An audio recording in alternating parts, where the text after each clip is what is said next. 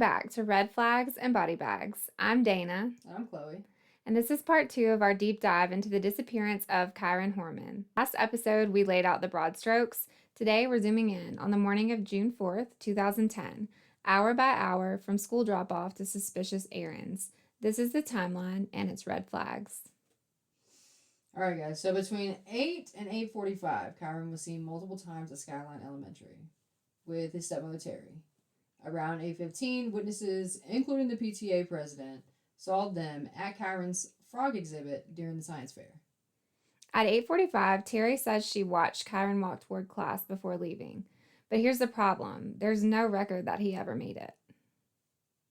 Around 9 a.m., a student claimed to see Kyron near the south entrance, but that sighting was later called into question.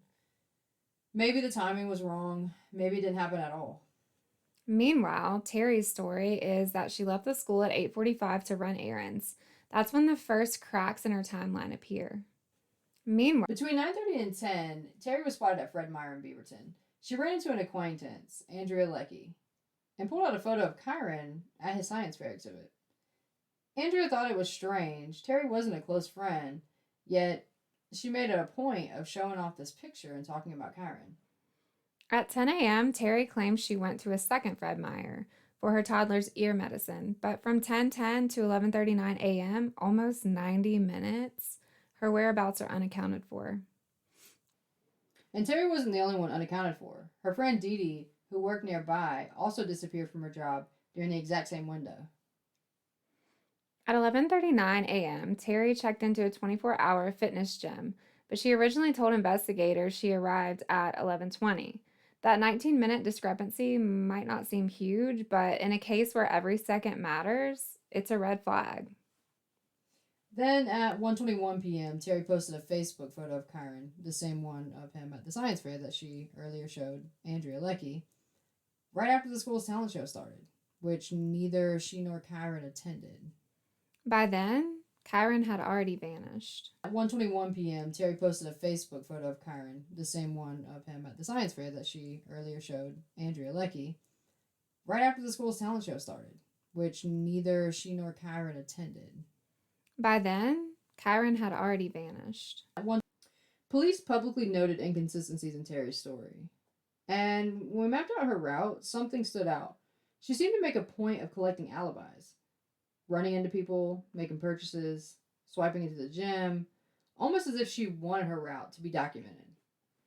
Which raises the question, were these errands or a calculated distraction?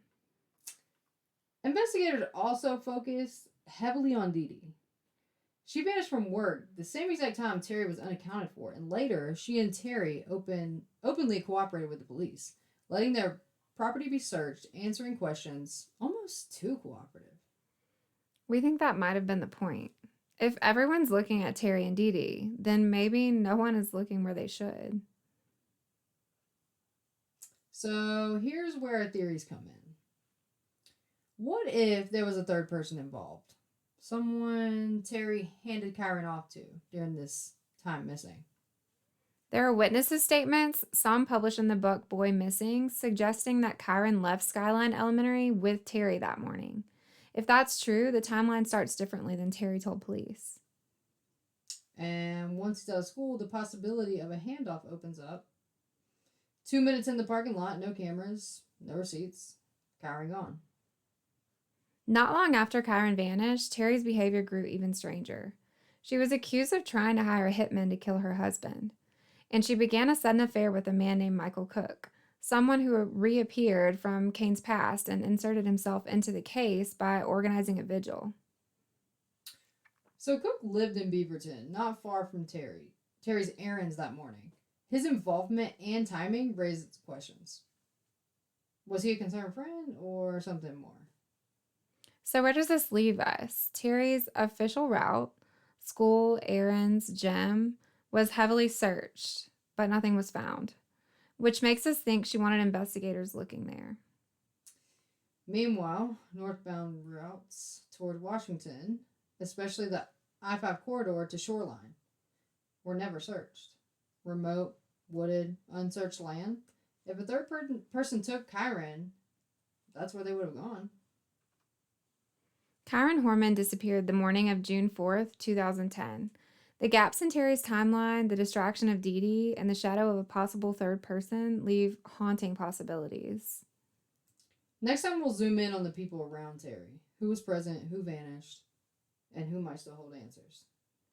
If you remember that day, if you saw something, whether it was Terry's truck, a suspicious vehicle, or anything off, drop it in the comments. And always, thank you for watching Red Flags and Body Bags.